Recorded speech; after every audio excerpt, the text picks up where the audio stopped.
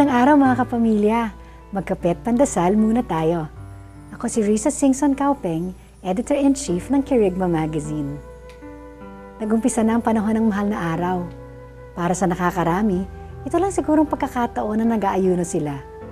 Nung araw, ang utos ng simbahan ay mag-ayuno tayo mula sa karne.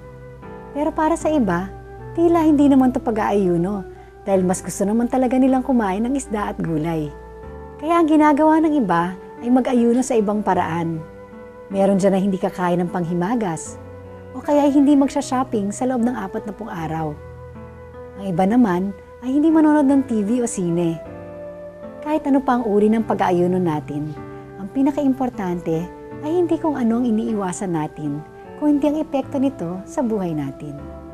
Sana sa ating pag-aayuno, mas maging madasalin tayo, mas lalo tayong lumapit sa Diyos, at magbagong ating mga ugaling hindi kasiya-siya sa Panginoon at sa ating kapwa. Sa ganitong paraan, masasabi nating tunay ang ating pag-aayuno. Manalangin tayo. Panginoon, ngayong panahon ng mahal na araw, pagpanibaguhin niyo ako upang mas maging kamukha ko si Kristo. Amen.